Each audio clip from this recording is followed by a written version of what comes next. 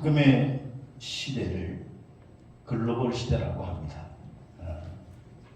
통신과 교통의 발달로 인해서 전 지구촌이 가족같이 빨라지고 또 훨씬 더 가까워졌습니다. 전 세계가 일일 생활권이 됐고 예전에는 상상할 수 없는 일들이 지금 우리의 눈앞에 펼쳐지고 있습니다. 인터넷의 발달로 인해서 이제는 영상통화로 굳이 명절에 오지 않더라도 전화를 통해서 이제는 얼굴을 볼 수가 있고 그것도 또 무료로 통화할 수 있습니다. 웬만한 나라에서는 다 그런 시설을 그런 기기를 이용할 수 있는 그런 시대에 우리가 살고 있죠. 17세기만 하더라도 영국의 청교도들이 대서양을 건너서 신앙의 자유를 찾아서 미국으로 갈 때만 해도 그 기간이 무려 50일이 걸렸습니다. 근데 요즘은 그 거리를 비행기로 7시간 정도면 갈 수 있습니다. 여러분의 기도 덕분에 저도 얼마 전에 감사를 위해서 베트남을 잘 다녀왔습니다만은 올해도 명절 연휴가 짧아서 그런지 비행기로 많은 외국 여행을 나가는 분들이 있다고 해서 제주도가 조금 한가하다 그런 보도를 들은 적도 있습니다. 우리 비행기는 현대 과학기술의 집약체다 그렇게 말씀드릴 수가 있죠.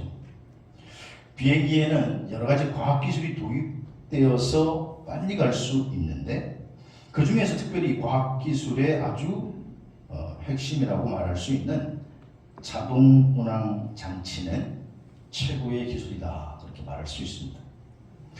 이 자동운항 장치는 1919년에 처음 개발이 돼서 이제는 필수적인 그런 장치로 항공기에 사용이 되고 있는데 자동운항 장치는 컴퓨터에 미리 정보를 입력해서 그래서 항로를 결정하고 항로까지 알아서 안전하게 운전해주는 그런 편리한 장치입니다만은 그러나 비행기가 이륙하자마자 이 장치가 사용되는 것은 아닙니다. 비행기 이륙 전까지는 이륙해서 초기 단계는 기장과 부기장이 수동으로 이륙하게 되는데 그때 기장은 약속된 고도 또 방향이 맞춰질 때까지 긴장의 끈을 놓치지 않고 조종관을 붙들고 있고 온 신경을 써서 비행기의 방향과 고도를 맞춰가면서 이륙한다고 합니다. 그리고 그때 부기장은 옆에서 이제 속도를 알려준다고 하죠. 그렇게 안전장치를 꼼꼼히 체크하고 방향과 고도가 맞았다고 판단이 될 때에 그때에 비로소 자동운항 장치를 활성화시킨다고 하죠. 그때부터는 이제 프로그램화된 컴퓨터에 의한 자동운항 장치가 가동이 되지만 그래도 그때 기장과 부기장은 자는 게 아닙니다. 계기판을 점검하고 체크해서 비행기가 사고 없이 안전하게 계속 갈 수 있도록 점검하고 그래야 안전하게 또 착륙할 수 있게 된다는 것이죠. 사랑하는 여러분, 오늘 우리의 인생도 우리의 신앙도 마찬가지입니다. 오늘 우리는 2023년을 출발해서 이제 네 번째 주일을 맞이했습니다. 특별히 오늘 민족고유의 설날을 맞이했습니다. 그런데 지금 나의 신앙은 올바른 방향으로 올바른 속도로 정상적으로 맞추어져서 가고 있는지 내 인생도 지금 정상적인 궤도와 속도로 가고 있는지 우리는 계기판을 통해서 점검해야 할 때가 되었다라고 하는 것이죠. 오늘 믿는 성도들은 자동운항 장치인 예수 그리스도를 따라 우리가 구원의 길을 가고 있지만 그러나 우리에게도 가만히 있다고 그냥 가는 것이 아니라 점검이 필요하다는 것입니다. 비행기의 상태를 알려주는 것이 계기판이라고 한다면 오늘 우리의 신앙의 상태를 알려주는 계기판이 있는데 그 계기판이 바로 감사의 계기판이라고 하는 것입니다. 오늘 본문은 바울 사도가 믿음의 아들 디모데에게 써보낸 편지, 소위 목회 서신이라고 말합니다. 바울은 로마 감옥에 1차로 투옥된 다음에 때문에 지금 일시적으로 석방이 되었습니다.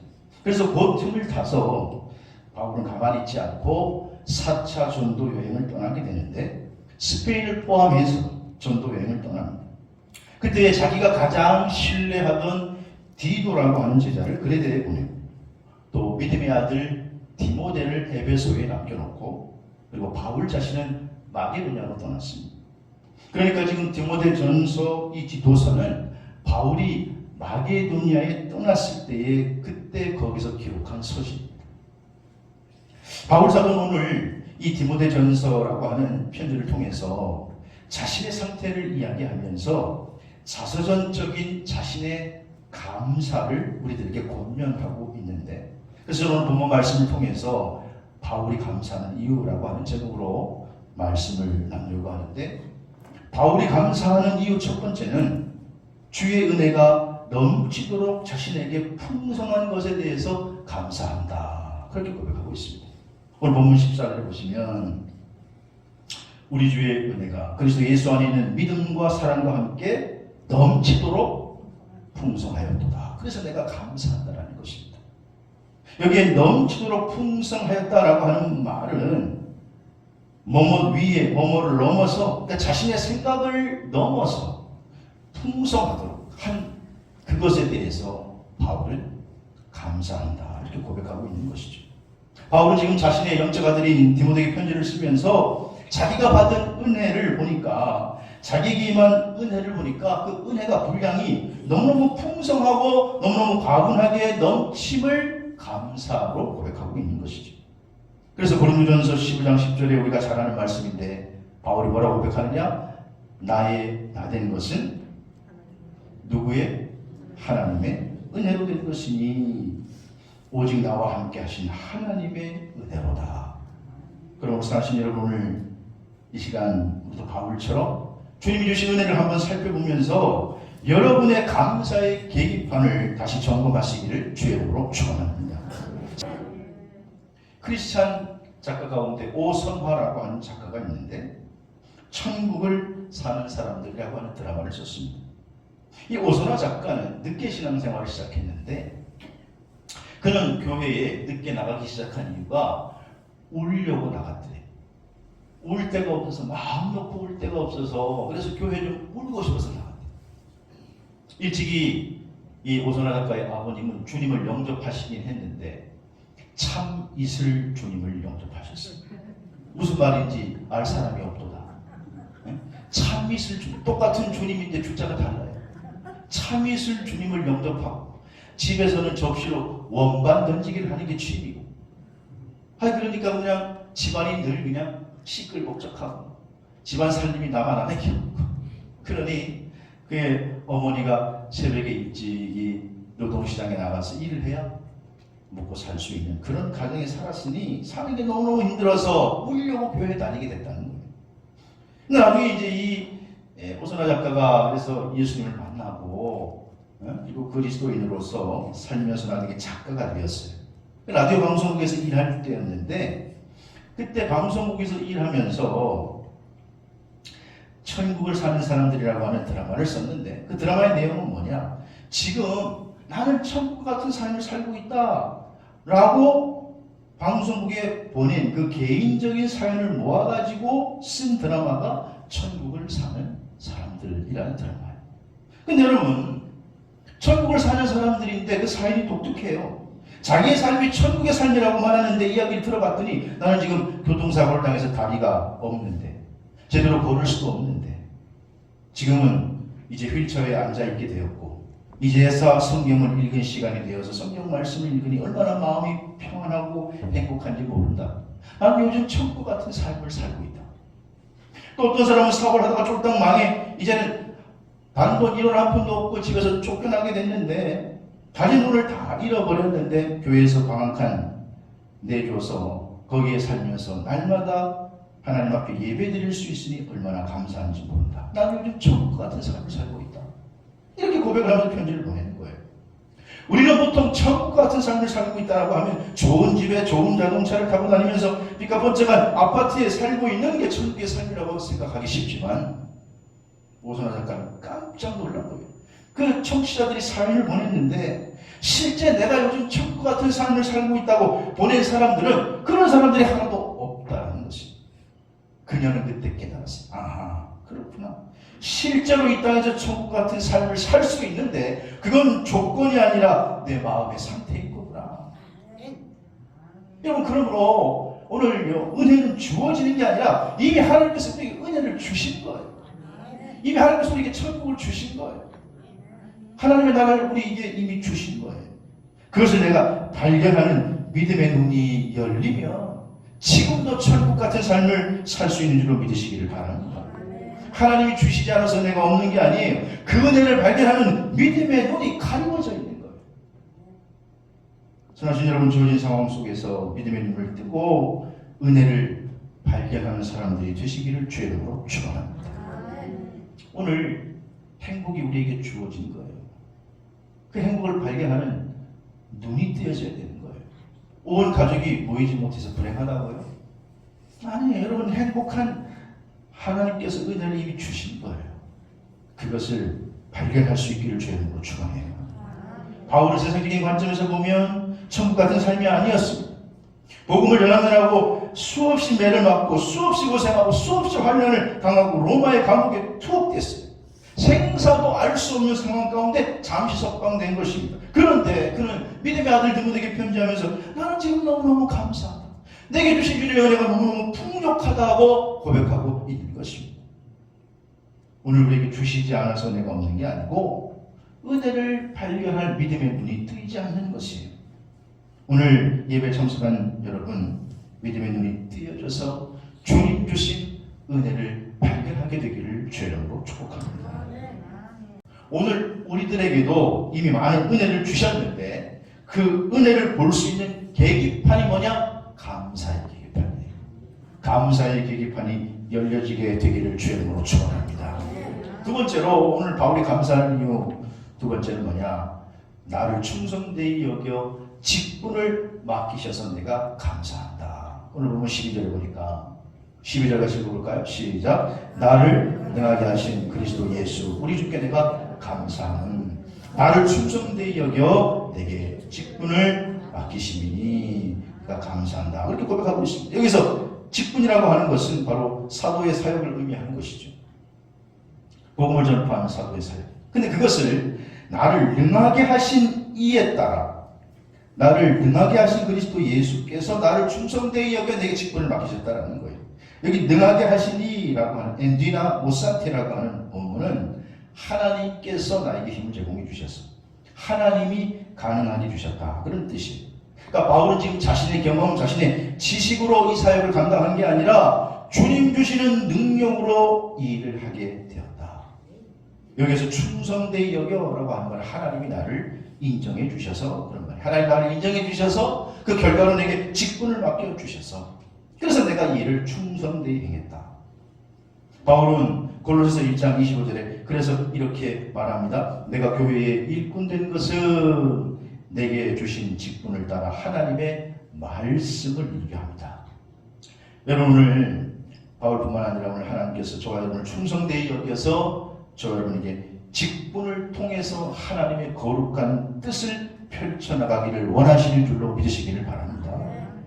그래서 우리가 지난주에 교회 직분을 받았는데 교회의 직분은 결국 계급이 아니에요. 하나님이 나를 충성되이 인정해 주셔서 내게 주신 거예요. 너는 집사의 직분을 감당할 수 있겠구나. 너는 권사의 직분을 감당할 수 있겠구나. 너는 장로의 직분을 감당할 수 있겠구나. 하나님 충성되이 여기서 하나님의 뜻을 이루어가라고 주신 게 직분인데 이 직분을 계급으로 착각하는 분들이 가끔 있습니다. 여러분, 집사라고 하는 것은 일꾼이라는 뜻이에요. 권사라고 하는 의미는 권고하는 자, 위로하는 자라는 뜻이에요. 그래서 훌륭한 일꾼으로 훌륭한 위로자로 서나가는 것이 하나님이 내게 직분을 주신 이유라는 거예요. 그런데 전혀 하나님의 뜻과는 상관없이 살아가는 분들이 있습니다. 여러분, 하나님 주신 직분을 통해서 충성된 일꾼으로 살아가는 감사 신앙의 주인공들 되시기를 주의 이름으로 축복합니다. 마태복음 25장에 보면 우리가 너무나 잘 알고 있는 달란트의 비유의 이야기인데 주님께서 우리에게 달란트, 직분을 다 주셨어요. 달란트를 주셨는데 그것을 우리가 세상에 살면서 어떻게 감당해 갈 것인가 라고 하는 게 마태복음 25장 비유의 핵심이에요. 그 중에 25장 21절에 보면 그 주인이 이르되 잘하였도다 착하고 충성된 종아 내가 적은 일에 충성하였음에 내가 많은 것을 내게 맡기리니 내 주인의 즐거움에 참여할지어다. 이 비유에 보면 주님께서 충성된 자들에게 주는 칭찬이 있고 반면에 주인으로부터 책망받고 버림받은 자의 모습도 볼 수 있어요. 근데 여기에서 충성된 종, 착하고 충성된 종에게 주시는 상급은 두 가지인데 하나는 주인의 즐거움에 참여하는 것, 또 하나는 주님께서 더 큰 일을 할 수 있도록 맡기시는 것. 여기서 맡기다라고 하는 말은 파레토 캔이라고 하는 말인데 그 위에 얹어 놓는다 그런 말이에요.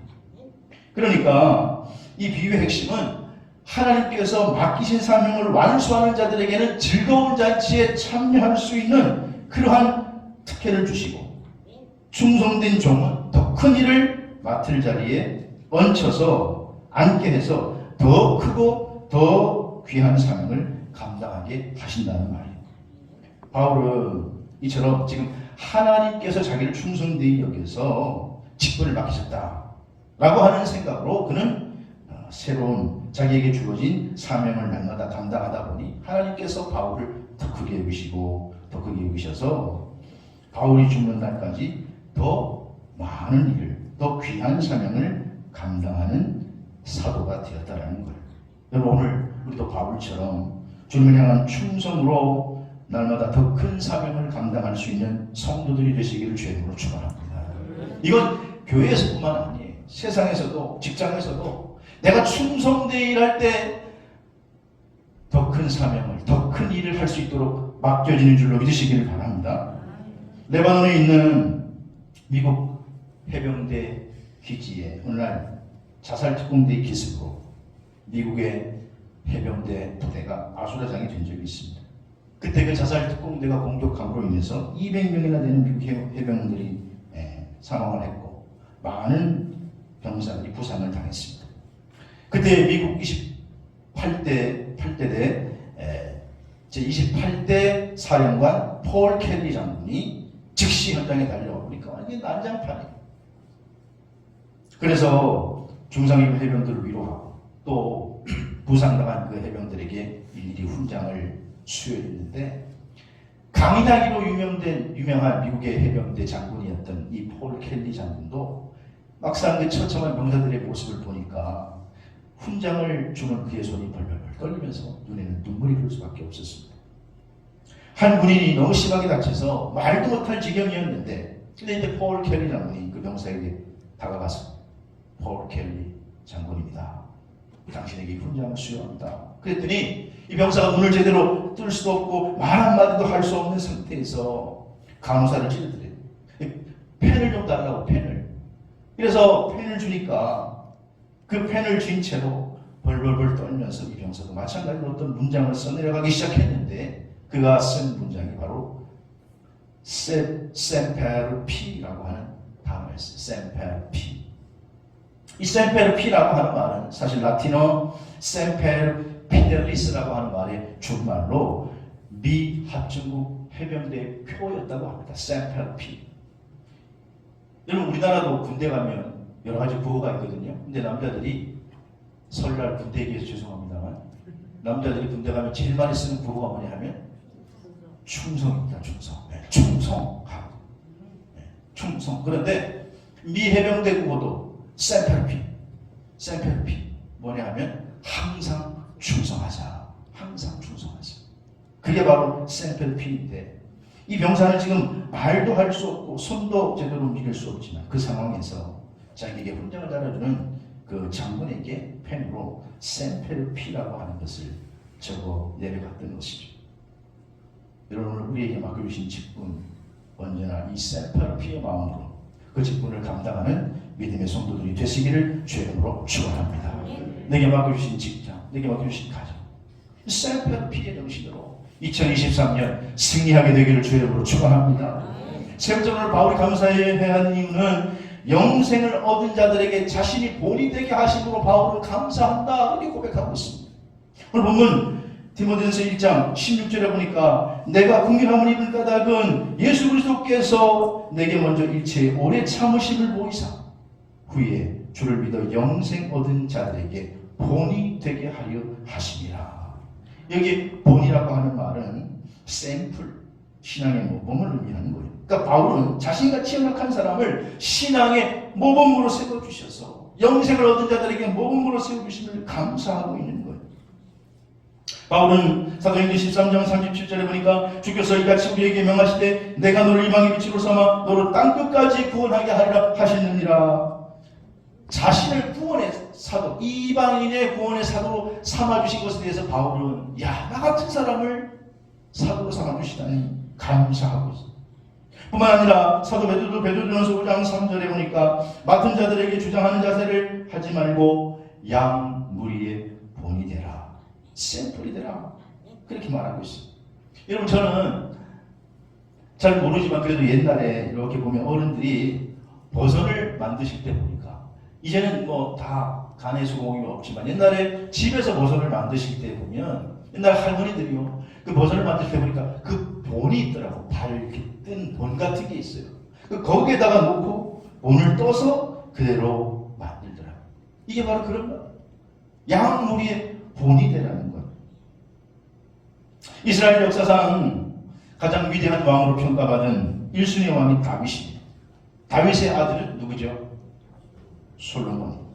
그가 이스라엘의 3대 왕으로 등극하는데 솔로몬 왕은 사실 노년에는 별로 좋은 모습이 아니었습니다만 그러나 솔로몬의 전반부는 그래도 본받을 만한 아름다운 신앙을 가진 소유자였습니다. 그래서 그가 역대하 1장 7장에서 쭉 보면 그가 그의 인생 전반기에 1,000번제를 드리고 성전 건축을 하고 성전 낙선식을 하는 모습이 차례로 기록되어 있는데 역대하 8장 14절에 보면 솔로몬이 진정한 강건한 왕으로 만들어가는 과정을 기록하면서 8장 14절에 우리가 눈여겨봐야 할 말씀인데 역대하 8장 14절 거기 보면 솔로몬이 또 그의 아버지 누구의 규례를 따라? 다윗의 규례를 따라 제사장의 반열을 정하여 섬기게 하고 솔로몬이 또 그의 아버지 누구요? 다윗의 규례를 따라. 그러니까 솔로몬은 다윗의 샘플, 다윗의 규례를 샘플로 삼고 모범으로 삼고 그대로 따라갔다라고 하는 거예요. 보통 우리는 선대의 모습을 잘 따라가려고 해요, 안 해요? 잘 안 해요. 저부터도 아버지라고 하면 좀 격하시기, 심지어 뭐 비하하고 싫어. 요즘이 선대의 모습을 잘 따라가려고 하잖아요. 본을 받으려고 하잖아요. 그런데 솔로몬은 위대한 나라를 만들어가는 기준이 누구였느냐? 무엇보다도 자신의 아버지 다윗이었다는 거예요. 그래서 그 다윗을 따라갈 때 솔로몬은 실패하지 않았어요. 본을 따라갈 때. 근데 거기에서부터 멀어지기 시작하니까 솔로몬이 결국은 망하는 인생, 이방 우상을 숭배하는 인생으로 타락하고 결국 해가 망신하게 되는 겁니다. 그러니까 솔로몬의 전반부는 그가 왕권을 잡은 이후에 그의 통치 기준은 뭐였느냐? 그가 무엇보다도 그의 위대한 나라를 만들어가는 기준이 아버지였다는 거예요. 다윗이었다는 거예요. 여러분, 또 지혜의 왕이었던 솔로몬이 존중하고 따라갈 만한 그런 모범을 보여준 삶의 본이 되는 사람이 또 다윗이었다는 거예요. 오늘 이 젊은 세대들은 잘 위에 선대를 따라가려고 하지 않습니다. 그런데 여러분, 그분들이 우리의 존재의 근거가 되고 그분들이 인생이 있기에 우리가 존재하는 거예요. 그렇다고 하면 그 모범을 따라가야 될 줄로 믿습니다. 또 우리 선배들, 인생의 선배들의 모습도 남겨진 인생이 최소한 자녀들이, 다음 세대들이 끝까지 본으로 쫓아갈 수 있도록 모범이 되어야 돼요. 바울은 오늘 그래서 모범이 되었다. 솔로몬도 오늘 다윗의 본을 받아 그 규례를 따라 살았다. 그렇게 말하고 있는 것이. 바울도 다른 믿음의 후배들에게 본이 되는 삶을 만들어주신 것을 감사하고 오늘 그는 하나님께 내가 본이 될 수 있는 것에 대해서 감사한다. 그렇게 고백하고 있는 것이죠. 세계적인 신학자 토레이 박사님에게 하루는 한 신학생이 찾아와서 질문합니다. 박사님, 제가 성경을 좀 제대로 읽고 제대로 배우길 원하는데 성경도 보니까 오류가 많고 번역도 제대로 안 된 게 있다고 하는데 성경 번역본 중에 가장 뛰어난 번역본이 뭡니까? 제가 그걸 알게 주시면 성경 공부를 한번 제대로 해보고 싶습니다. 이 질문을 받은 토레이 박사가 곰곰이 생각하더니 그 학생의 눈을 바라보며 한마디로 이렇게 대답했습니다. 가장 훌륭하고 가장 뛰어난 성경 번역본을 소개해달라고요? 예, 교수님. 그건 바로 자네의 삶으로 번역한 성경일세. 그건 바로 자네의 삶으로 번역할 성경일세. 메시지가 있지 않습니까? 과거에 교회를 다니고 예수를 믿는다라고 하는 사람들은 소위 예수쟁이들은 세상 사람들에게 보증수표가 된 적이 있습니다. 우리가 뭔 일 하다가 논쟁이 생기거나 무슨 언쟁이 생길 때에 무슨 일을 하다가 저 사람은 뭐야? 저 사람은 예수쟁이네. 그러면 세상 사람들이 그럼 저 사람 말이 맞아? 하고 우리의 말이 세상 사람들에게 보증수표가 된 적이 있습니다. 그런데 지금은 많은 그리스도인들이 보증수표가 아니라 부도수표로 바뀌어버렸습니다. 토레이 박사의 그 짧은 대답이 어쩌면 오늘 우리가 살아가야 할, 번역해야 할 삶이 내가 번역해야 할 삶이 진정한 성령의 삶이라고 하는 것이죠. 하나님의 말씀이 내 삶을 통해서 번역될 때에 진정한 번역이 있는 줄로 믿으시기를 바랍니다. 바울이 오늘 세 번째 고백은 아무나 할 수 있는 게 아니죠. 사실은 영생을 얻을 자에게 내가 본이 되었다. 감히 이런 말을 어떻게 하겠습니까? 그런데 바울은 자신의 삶으로 성경을 번역해 나가는 증인의 주인공이었기 때문에 오늘 감히 그는 이렇게 영생을 얻은 자에게 본이 됨을 감사한다고 고백하고 있는 것이죠. 오늘 이 바울의 세 번째 감사가 저와 여러분의 감사가 되기를 주의 이름으로 축복합니다. 또 군대 얘기입니다. 군대 가면 제식훈련을 시킵니다. 젊은이들 모아놓고, 요즘은 남녀 상관없죠. 남녀를 다 모아놓고 기초 군사훈련을 시키는데 그 중에 가장 기본된 훈련이 제식훈련입니다. 제식훈련이 뭐냐 하면 쉽게 얘기하면 그냥 걷는 겁니다. 젊은 사람들을 모아놓고 앞으로 가다가 뒤로 돌아가 제자리에 서. 그거 못하는 사람이 있을까요? 그거 모르는 사람이 있을까요? 그런데 그걸 군대 가면 그 젊은이들, 똑똑한 젊은이들을 모아놓고 그걸 시킵니다. 왜냐? 제식훈련에 있어서 가장 중요한 포인트는 통일성이기 때문입니다.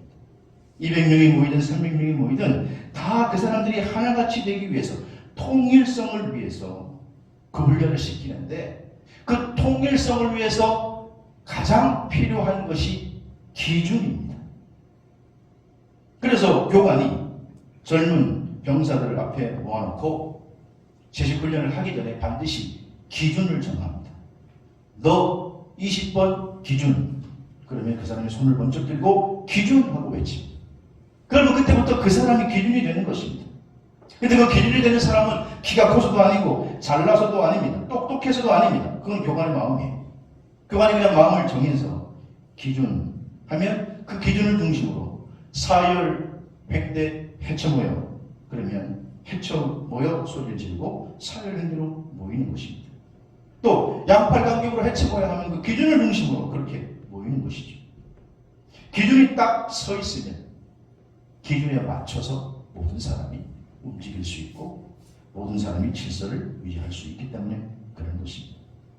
바울은 지금 자기가 잘나서 내가 기준이라고 내가 본이 된다고 말하고 있는 것이 아닙니다. 그러나 하나님의 넘치는 은혜로 말미암아 자신이 영생을 얻은 자의 기준이 되었다. 그렇게 말하는 것입니다. 교만해서가 아닙니다. 그는 하나님에 붙들려서 성령에 붙들려서 자신이 영생을 얻은 자의 기준이 되었다는 것이죠. 오늘 바울과 같이 저와 여러분들이 성령에 붙들려서 우리의 가정의 기준이 되는, 우리의 직장의 기준이 되는, 우리의 다음 세대에게 축복의 기준이 되는, 우리 교회의 신앙의 기준이 되는 복된 성도들이 되시기를 주의 이름으로 축복합니다. 2023년 넷째 주까지 달려왔습니다. 지금 우리는 비행을 하고 있는 것입니다. 여러분의 계기판을 한번 들여다보시죠. 이때쯤이면 계기판을 점검해야 합니다. 내가 지금 감사로 정상 궤도를 하고 날아가고 있는지를 점검하셔야 됩니다. 내가 자꾸 불만과 비평과 자꾸 내 인생에 원망이 나온다고 하면, 내 신앙에 다른 것들이 나온다고 하면 여러분들은 잘못 가고 있는 것입니다. 계기판이 고장날 수도 있습니다. 오늘 바울은 우리에게 오늘 이 디모데 전서를 통해서 감사를 권면하고 있는 것입니다. 내가 주의 은혜가 넘치도록 풍성한 것을 감사한다. 나는 부족하고 연약하지만 주님 나를 충성되이 여겨 나에게 사도의 직분을 주셨음을 내가 감사한다. 그리고 영생을 얻은 모든 자에게 본이 되게 하심을 감사한다. 이 세 가지 감사가 우리의 감사가 되어서 2023년 남은 시간에 신앙의 정상궤도를 달려가고 비상하고 날아가서 승리의 주인공이 되시기를 주의 이름으로 축원합니다.